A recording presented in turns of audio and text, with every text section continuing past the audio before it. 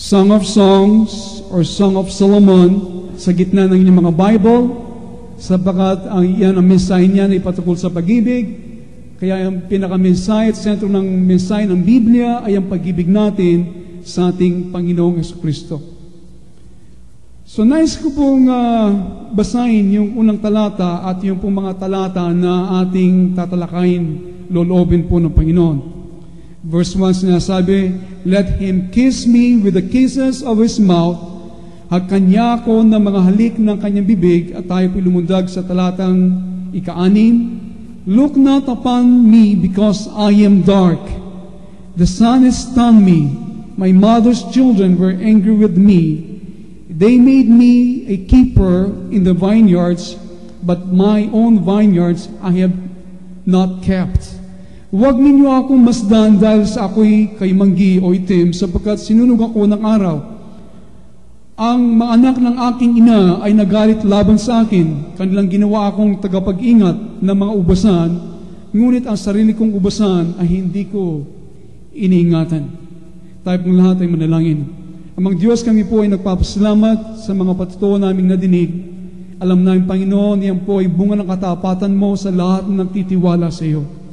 Patuloy kang kumilos sa aming mga buhay, Panginoon, lalo po sa buhay ni Sister Galang. Patuloy mo po siyang pagalingin at ibangon, Panginoon. Alam namin, O Diyos, nakita namin ang katapatan sa kanyang buhay. Ipinagkaloob mo po ang lahat ng kanyang pangangailangan. Kaya, O Diyos, dalangin po namin na ipatong mo yung kamay sa kanya. Pagalingin mo po siya, Panginoon, mula sa tuktok ng kanyang ulo hanggang sa talampakan niya, Panginoon. Maramdaman niya ang kapangyarihan ng Espiritu Santo. Gayun din po, O Diyos, ang aming mga mahal sa buhay na nasa balik ng karamdaman.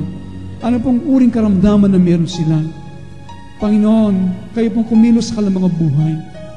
Ang aming mga anak, Panginoon, nais po namin sila po nasa iyong harapan, naglilingkod gaya ng nararapat. Dalangin namin, Panginoon, na makita nila ang kanilang liwanag, ang iyong liwanag na mula sa iyo. Dumating ka sa kanila, Panginoon, at wala pong imposible sa iyo, anuman po ang kanilang karamdaman at kalagayan. Panginoon, alam mo kung paano, O Diyos, na ilapit mo kami sa iyo at ilapit mo sila sa iyo.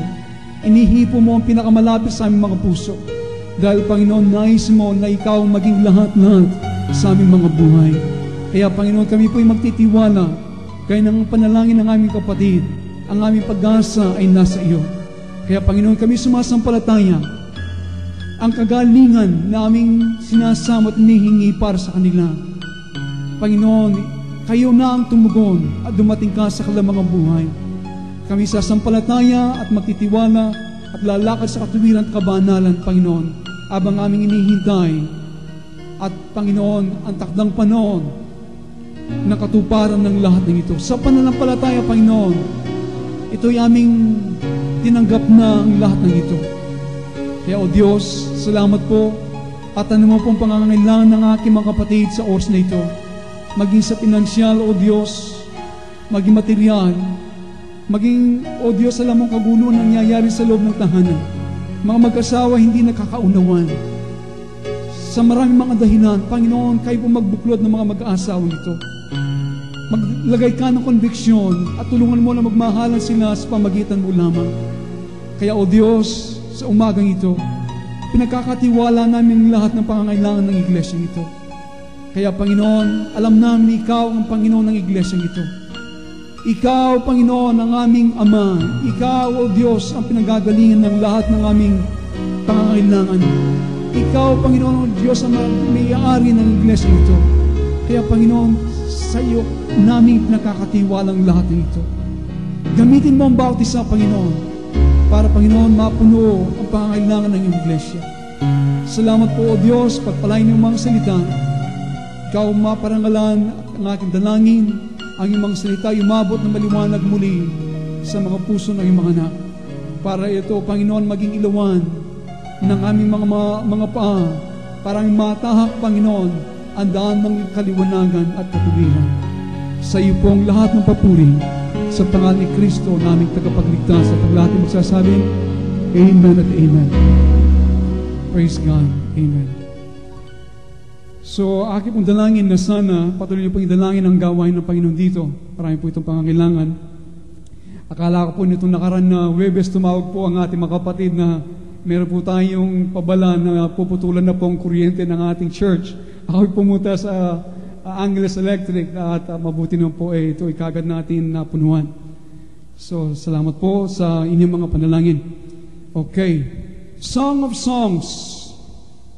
Gaya po ng ating napag-usapan at pinag-aralan, ang awit na ito ay kwento ng isang dalaga na buong nag-aalab ang kanyang pag-ibig sa kanyang manliligaw. Ang kwentong ito ay katulad po ng ating relasyon ng isang mananampalataya sa ating Panginoon. Yan po sana'y maliwanag na, okay? Kaya, ang awit ng mga awit na ito ay isang paglalakbay po ng isang mananampalataya mula sa kanyang pagiging sanggol sa pananampalataya hanggang siya po'y makarating sa hustong gulang sa kanyang pakikipag-isa sa ating Panginoon o sa ating Diyos sa pamamagitan ng ating Panginoong Jesucristo. Sa talatang ika-1 o sa verse 1 na sinasabi, ang halik ng kanyang bibig na kanyang hinihingi sa kanyang sinisinta, walang iba kundi sa ating Panginoong Jesucristo. Ang ating nasabi, ito ang sukdulan, yung alik ng Panginoon. Ito ang sukdulan, ito ang kahuli-hulihan na tatanggapin ng dalaga sa kanyang sinisinta. Walang iba kundi ang ating Panginoong Jesucristo. Ang halik na ito hindi po literal. Ang kahulugan po nito ay, ang halik na ito ay ang gantimpala at kaganapan ng dalagang ito, na siya ay nakipag-isa na at siya ay lumaguna sa wangis ng kanyang sinisinta. Ang halik na ito, ang ibig sabihin ay, this is the spiritual marriage. Ito ang pakikipag-isang dibdib sa espiritual, in which God possesses the soul without interruption. Kung saan ang Diyos ay kanyang naangkin ang ating mga kaluluwa na wala ng tigil at wala ng gambala. Hindi na siya, wala nang usurping sa loob ng ating mga puso. Wala nang pag-aagaw ng trono. Kundi siya'y nananatili na, tuloy-tuloy, okay? Nagahari. At wala na sagabal sa ating mga puso. Ano po itong halik ng ito na inihintay ng dalaga? It is a complete spiritual union, a real, permanent, and lasting experience of God's nature. The kiss is the union of God's Spirit to your spirit. Okay? Ang halik na ito po ang pakipagpisa ng Diyos, ng Spirit ng Diyos sa ating mga espiritu.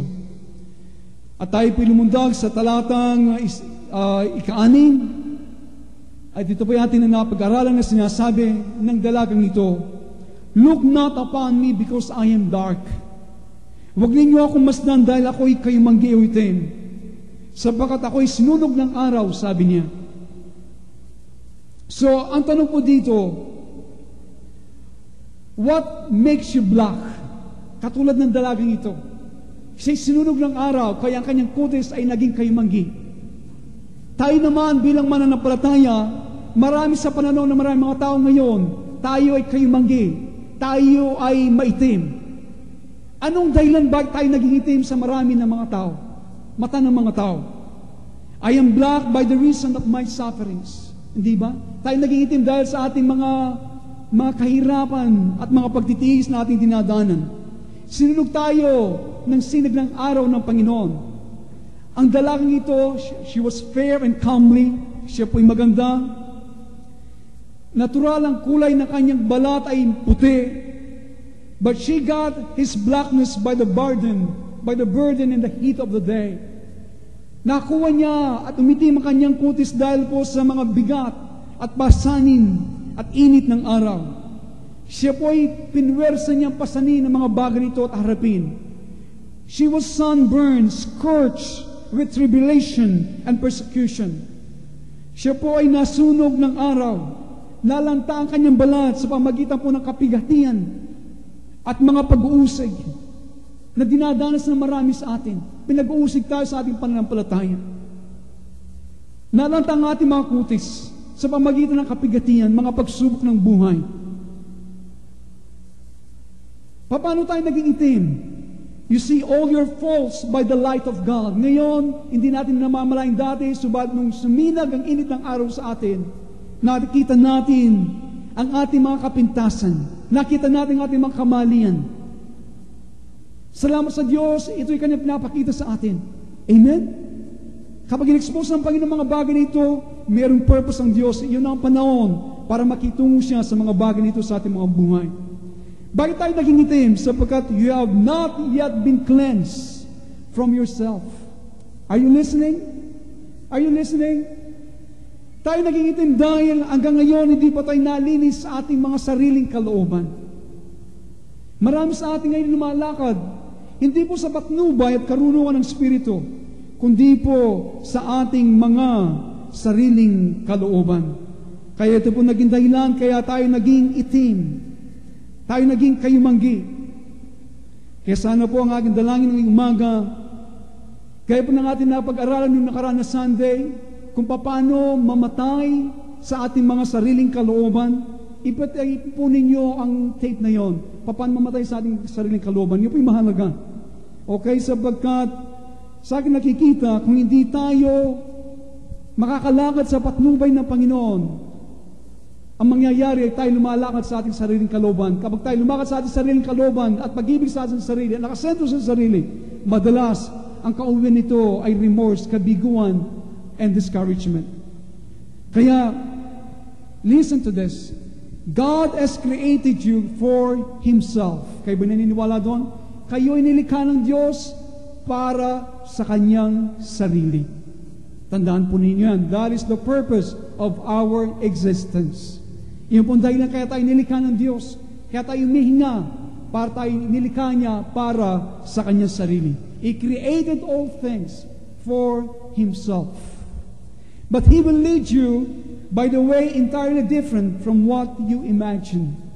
Kaya ang mangyayari po, dahil tayo nilikha ng Diyos para sa Kanyang sarili, ang gagawin po ng Diyos, dadalhin niya tayo, papanubayan niya tayo doon sa mga daan na kakaiba sa ating mga iniisip.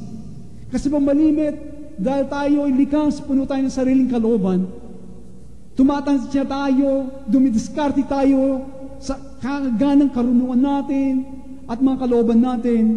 Kaya ang gagawin po ng Diyos, dadalhin niya tayo sa mga daan doon nakakaiba sa ating mga iniisip.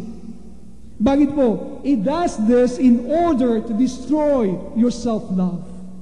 Gagawin ito ng Panginoon para wasakin niya ang pag-ibig mo sa iyong sarili at sariling kalooban.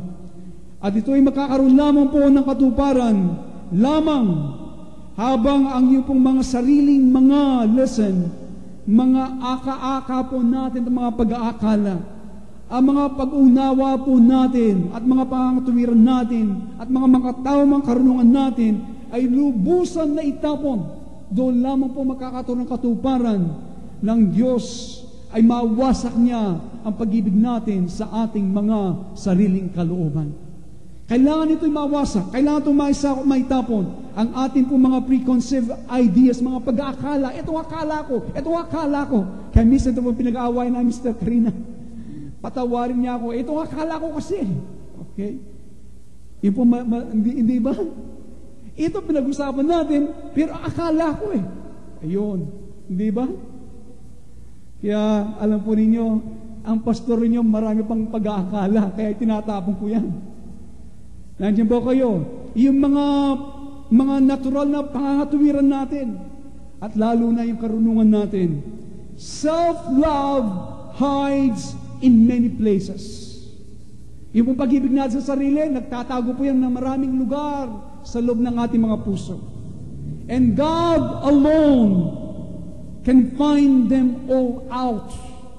Tanging Diyos lamang ang makakakita at makakasumpong sa lahat ng yan kung saan nagtatago ang ating pag-ibig sa ating mga sarili. You seek honor, the honor which comes from men, and you love to occupy important position. Minsan po ito nangyayari. Inaanap mo ang karangalan ng tao, iniibig mo na ikaw ay malagay sa magandang mga posisyon. God wants to reduce you to childlikeness. Ito ang nais gawin ng Panginoon. Nais tayong paliitin ng Panginoon katulad ng mga bata. He wants you to depend on Him alone. Yan po nais ng Panginoon, na tayo magdepende lamang sa Kanya. believe me, you will not grow in grace through reading what people say in books or through human reason. Okay? Maliit po kasi, tayo lalo ng mga tagapagturo na po ng Biblia, okay?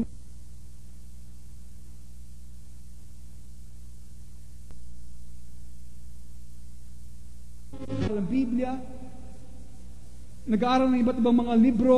Alam po, nilalago lang tayo sa biyaya, hindi po sa ating pagbabasa kung ano po sinasabi ng mga tao kanila sinulat o sa pamagitan po ng mga pantaw, mga pangangatwiran.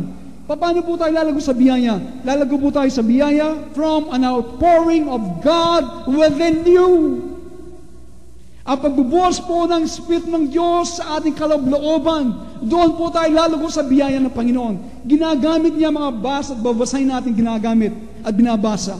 Subalit, lalago lang tayo kapag ibinuhos ng Diyos ang kanyang sarili sa ating kaloob-looban, sa ating mga espiritu. Yan ang ating kailangan. Amen? At ang pagbubuhos po niya ng Espiritu ng Diyos ng kanyang sarili, yan po ay aabutin at pupunuin tayo. Okay? Listen to this.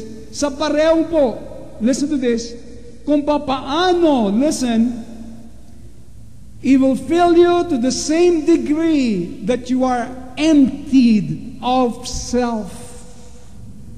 Okay? Kung paano po tayo na inalis natin ang laman, okay, ng iyong sisidlan.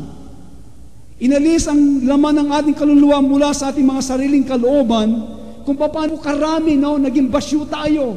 Ganon din po kadami na pupunuin ng Diyos ang kanyang sarili sa atin.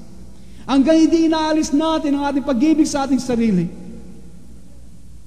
Ang mangyayari po, hindi tayo mapupuno lubos ng Panginoon. Gaya ng isang baso. Kung ito'y kaladi po, ang tubig nito ano nang mangyayari? Hindi po mapupuno lubusan ng, hindi ba? Ng panibagong tubig. Sabagat po may dating tubig. Ang nais na Panginoon, kung paano karami ang gusto ninyo, kailangan ang basong yan, kung kalaating laman yan, okay? O puno man, o kukunti, ang gusto ng Panginoon talagang lubusan na walang laman yan. Yan, walang laman, basyo ang sisiglan nito, lalo na sa ating mga sariling kalooban. At kung paano po karami at kanong walang laman, okay, kabasyo tayo, ganun din po karami na ibubuhos ng Diyos ang kanyang mga sarili. Kaya mga kaibigan, make room and God will come in. Gumawa po kayo na talagang ng lugar sa Diyos sa inyong mga puso at ang Diyos ay magpapasok. Ngayon nagsasabi sa atin, Pastor, marami po akong mga iniintindi, marami po akong iniasikaso. You are so busy speaking and reading and writing and doing this and doing that, and you have no time or place for God. Masyado tayong habala sa maraming mga ganito at wala na tayong oras o lugar para sa Diyos. Marami tayong iniintindi. You speak of many cares. Marami tayong sinasabing iniintindi na sa kaso. If you give yourself wholly to God, these cares will diminish. Kapag binigay mong buong-buo ang iyong sarili, listen, ang lahat ng mga iniintindi mo, iniasikaso mo, ay mawawala. Bakit po? Listen, God will think for you and arrange by His providence those things you could not accomplish even with long years of planning. Iyan po ang nais ng Panginoon. Ang Diyos po ang siya mag-iisip sa inyo. Kanya pong aayusin ang lahat, okay, sa pamagitan ng kanyang tulong. Ang mga bagay na hindi mo magagawa sa kabila ng maraming mga panahon na pag-aanda na gagawin mo para matapos mo ang isang bagay na yan.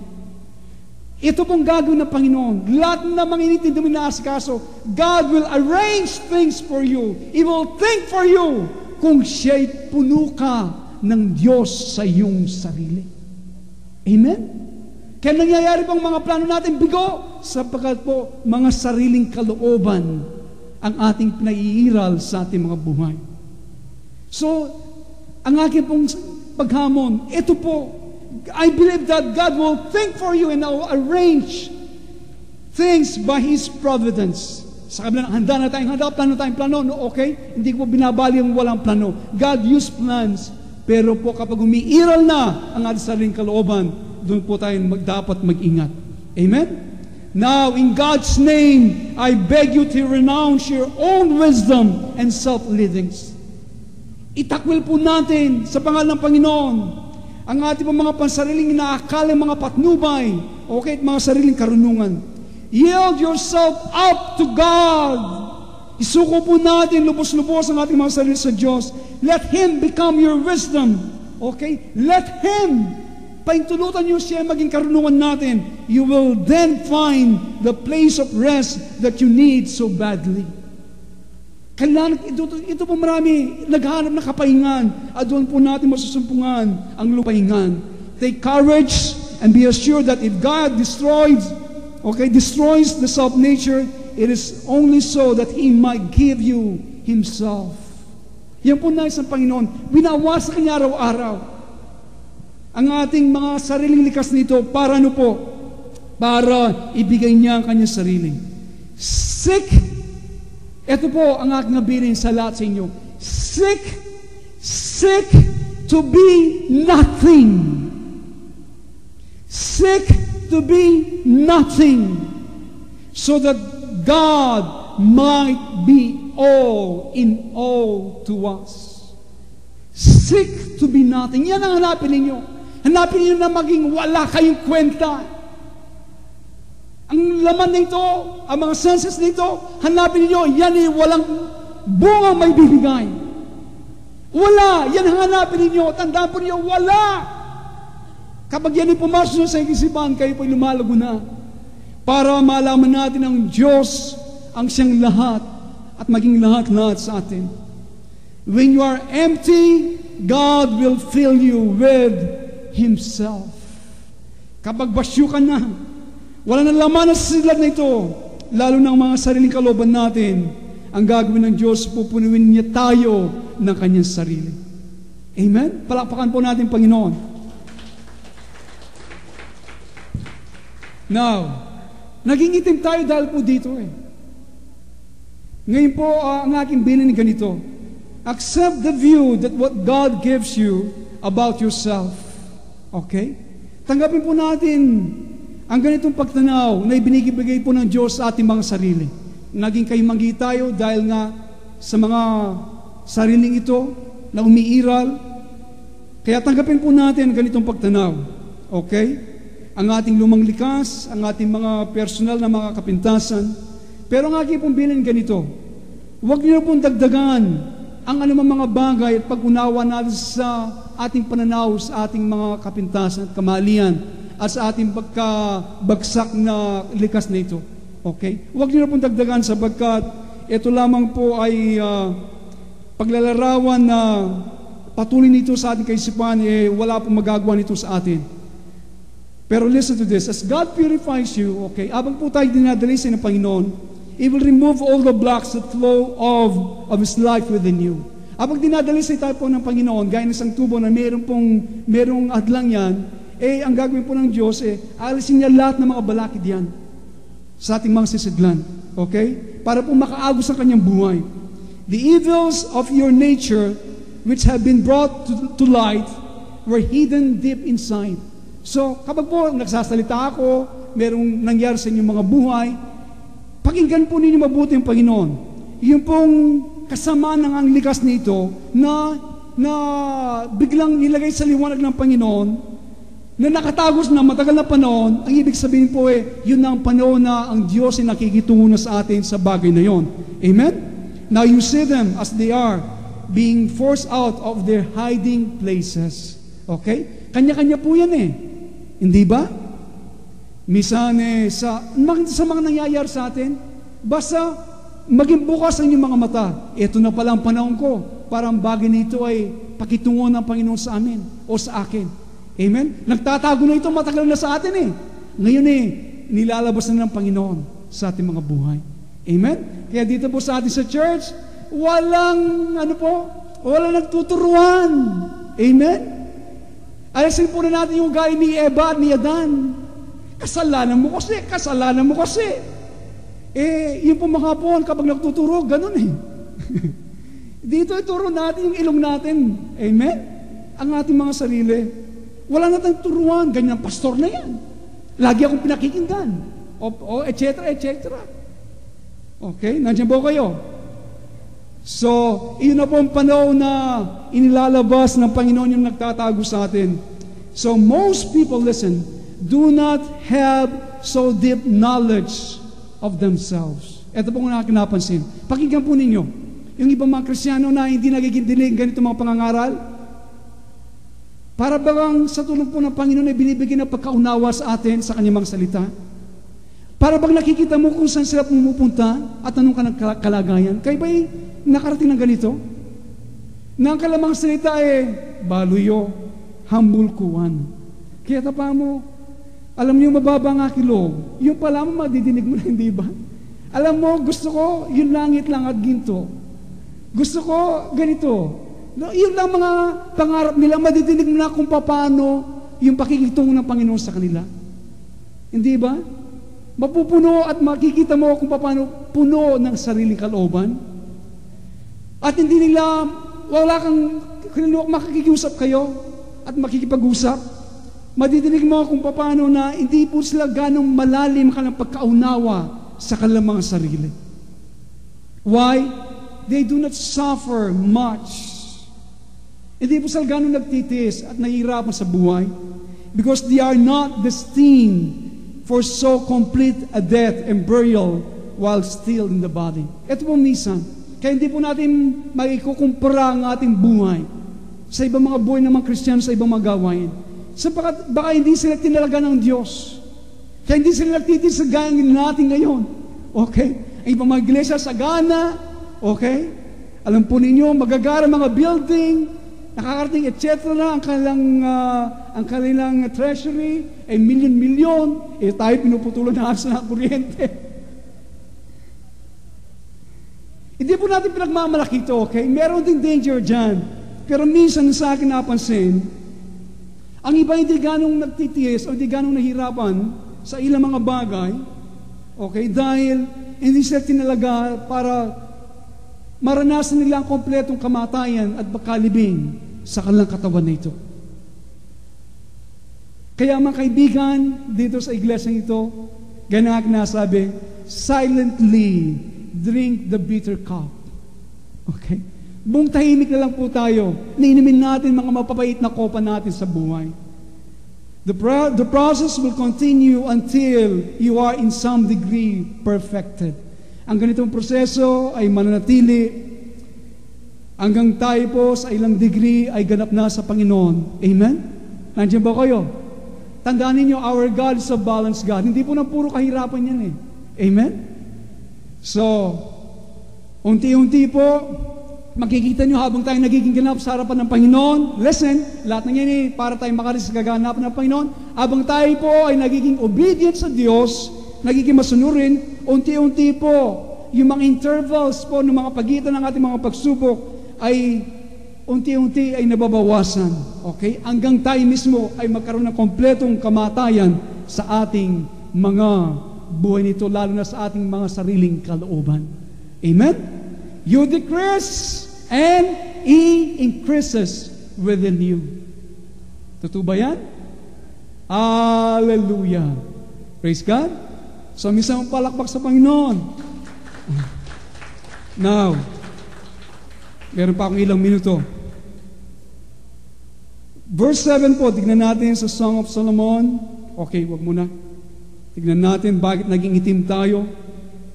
Kaya dahil, ano mga dahilan, anong dahilan naging itim tayo, naging kayumanggi? You see all your faults by the light of God. You have not yet been cleansed from yourself. You are blocked from trials and persecution. So, ito pong dahilan. At sabi po ng dalagang ito sa kanyang mga salita, atin po makikita na hindi po nasiyahan sa kanya ang kanyang sariling sambahayan. Okay?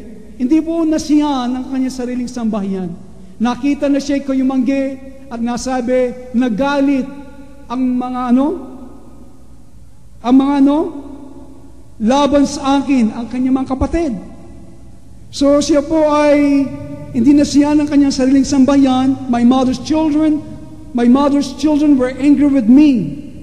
Okay, kaya dito po siya ay dapat mag-ingat dahil sa loob ng mga gawain, marami pong mga false brethren, okay?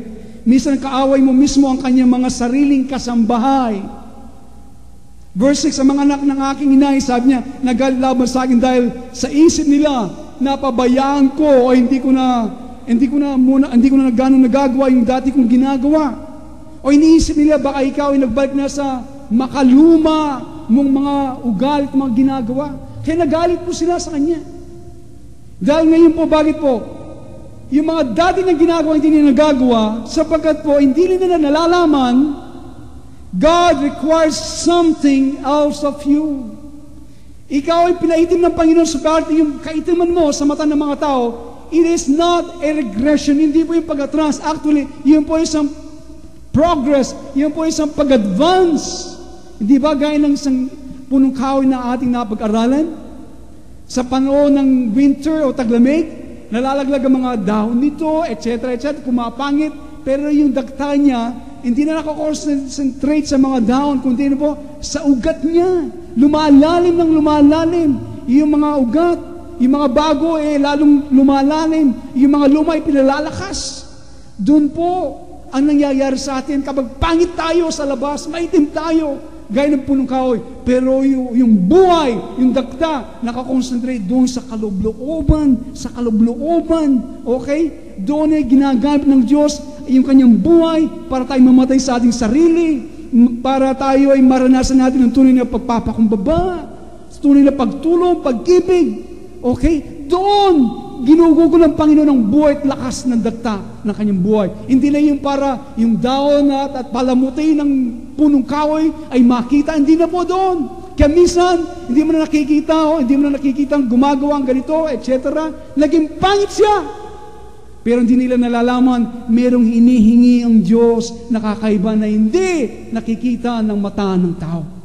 Amen? Ngayon, ito ang nakikita ng marami sa atin. Sa inyong mga buhay, pangit, itim, kulto. Anong sinasabi sa atin? Pero hindi nila nalalaman yung dakta ng buhay ng Panginoon ay kakaiba ang ginagamit niya dito sa kaloob-looban kung saan tayo na namamahinga sa Espiritu ng Diyos. Amen? Hindi po na unawan para hindi po kayo lalabas dito. Ano nangyari sa akin?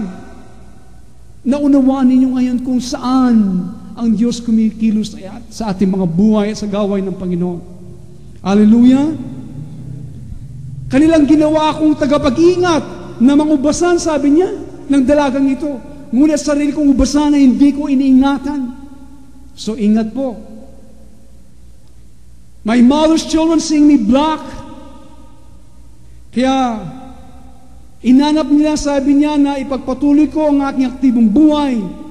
Inutusan ibigay ang aking atensyon doon sa panlabas ng mga bagay. Doon pong ginawa ng mga kapatid niya.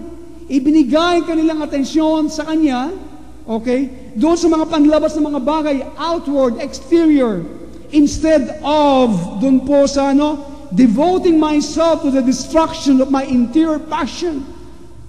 Yun po dapat natin gawin. Yun na, kesa po na ilaan ang kanyang sarili doon sa pagkawasak ng kanyang panloob na mga pagnasa. Subat yung kanyang mga kapatid, pinilit siya na ituon ang kanyang pansin doon sa mga panlabas na mga bagay. They dealt very hardly with her. They made me a keeper of the vineyard, sabi niya. Nakitungo silang malupit sa akin. At ginawa kong tagapag-alaga ng mga ubasan. That is first, they seduced me, sabi niya. Inakit nila ako na magkasala. They drove me to a false worship to serve their gods, which was like dressing a vineyard. Ito po ang ginawa ng mga kapatid na ito. Inakit nila siya, o inaakit siya na magkasala, binatak siya na sambahin ng mga palsong mga pagsamba, paglingkuran ng mga hindi tunay na Diyos, katulad dito ng pag-aalaga ng ubasan. Inalaga ang ubasan ng Sodom, and they will not let me keep my own vineyard, sabi niya. Hindi na pinahintulot na alagaan ko ang aking sariling ubasan. Paglingkuran ng aking Diyos, sundin ang tunay na pagsamba na ibinigay niya at pinakatiwala sa akin. They brought me into trouble, sabi ng dalagang ito.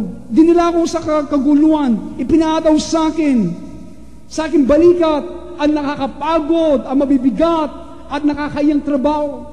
Sapagkat po alam po ninyo, ang pag-aalaga ng mga ubasan sa panahon na yon, yun po ay trabaho ng mga alipin, at ito ay pagod, nakakapagal na trabaho, ang pag-aalaga ng ubasan. Subat ang dalagang ito, sa kanya ipinataw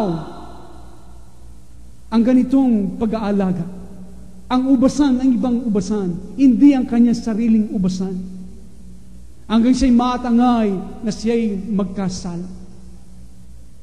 Kaya sabi niya, my suffering are such as I have deserved. Kaya ganito nangyari. Ang ganitong pagtitis ay karapat-dapat sa akin, sapagkat pinabayaan ko ang aking sariling ubasan. Matuwid ang Diyos na pinahintulutan niya ang ganito sa akin, na ako ay ginawang parang alipin sa mga ubasan at mag-alaga ng mga ubasan ng mga tao, sapagkat ako'y naging pabaya sa aking sariling ubasan na ipinagkatiwala ng Diyos sa bawat isa sa atin. That is your interior life. When God's people are oppressed, are persecuted, it becomes them to acknowledge their own sin.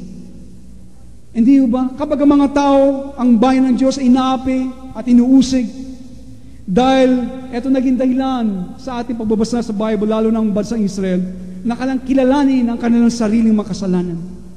Lalo na po ang kanilang kababayan na ingat ang kanilang sariling ubasan. Ngunit po, ang nangyari, alam natin, nagpumilit sila ng matagal na panahon, sabi ng dalangita, in the end, hindi ko na sila matanggihan. I yielded to their desires. Kaya ano pong paulit-ulit na pakiusap, kahit mga kapatid na ninyo. Okay? Nandiyan ba kayo? Anong pakiusap? Gaya ng dalagang ito, siya po'y bumigay. Sana po, huwag tayong bibigay sa mga pagnasa ng lahat nga nagpupumilit na sambahin ang mga panlabas ng mga bagay na banyaga sa ating mga buhay. Maraming mga banyaga, yun ang kanyang pinaglingkuran, mga banyagang buhay na foreign sa kanya. Mga panlabas ng mga bagay. Ano po kayo mga bagay na ito? Hanggang nangyari, sabi niya, my own vineyard I have not kept, which is my interior, my inward spirit, where my God dwells. Dito po nananalang Spirit ng Diyos sa atin. Napabayaan niya. At nabigyan niya pansin yung pagbibigay niya sa mga tao nagpupumilit na alagaan yung mga bagay na banyaga at mga panlabas na mga bagay. Dito, maraming mga Kristiyano nagko-concentrate. Sana po sa puntong ito, nangungusap ang Diyos atin, sapagkat nais ng Diyos, iligtas tayo sa lahat ng ito sa ating mga buhay. Amen? Amen? Praise God. Napakarami po mga bagay na gusto pa sabihin ng Panginoon sa atin. Kayo paman, ito po nais ng Panginoon sa atin. This is the only thing that you should keep and the only vineyard that you should tend. Slowly you become inattentive to the voice of God, and you are even less faithful in guarding the inward lives of others. Do not forget to seek your Lord within. Yan po ang dapat natin gawin. Huwag po natin kaligtaan na hanapin natin ang Panginoon at pakinggan siya sa ating mga puso. Ito po pagtuturo ng Panginoon sa akin at patuloy na tinuturo. Habang tayo lumalago sa buhay dito sa loob natin, God will give us the discernment. We will see the difference na. Makikita natin ang pagkakaiba. Kung ikaw ay lumalakad na sa sariling pagkaunawa, sariling kalooban, okay? Tuturuan tayo ng Panginoon na ma-discern mo at malaman mo mga bagay nito. Tuturuan ka ng Panginoon na maiwas mo yung mga pagnanasa sa loob mo. Tuturuan ka ng Panginoon na makalakad ka na maraming mga pumapasok ng mga ideas, mga pagnanasa, At hindi ka na maglalaro at magwawander yung kaisipan habang ikaw ay unti-unting namamatay sa iyong sariling kalooban. Habang ikaw ay natututo ang iyong kaluluwa, yung emotion mo, yung kalooban mo, yung mga desisyon mo, okay, ay sumasandal na at nagpapahinga na, nagre-retiro na sa Espiritu na ng Diyos na nanahan sa iyong Espiritu. God will bring you there. Dadalhin tayo na doon ng Diyos kung tayo habang patuloy na nagsusumikap, nagpupumilit. Alam niyo po sinasabi ko sa Panginoon lagi, Panginoon, I belong to you. I commit to you, I yield to you my will. Lord, wala na akong kalooban. Ilagi ko sinasabi, I want your will in my life. Lagi ko sinasabi yan sa Panginoon. At habang sinasabi ko sa Kanya ito, nakikita niya yung pagpupunyagi ko sa aking puso.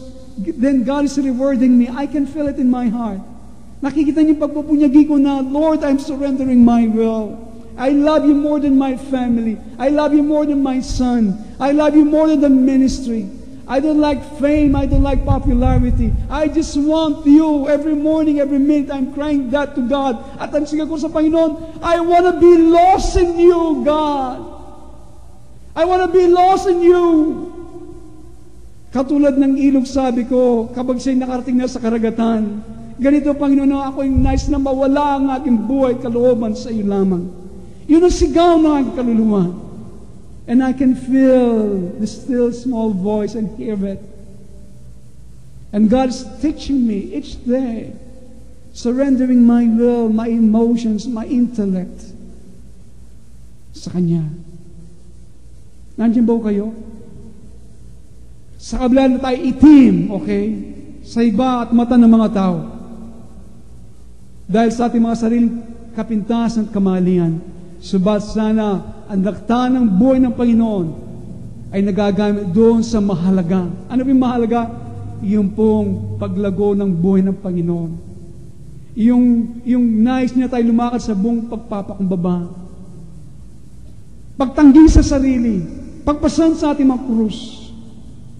Doon ang dakta ng buhay ng Panginoon, doon niya ginagamit. Amen? Tayo pong lahat ay manalangin. Hallelujah. Thank you, Jesus. Panginoon Diyos, tanging kayo at yung mga tao na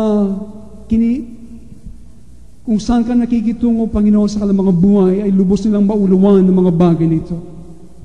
Alam ko, Panginoon, marami sa iyong mga anak na nandito ay dumadaan ng ganito mga buhay at karanasan.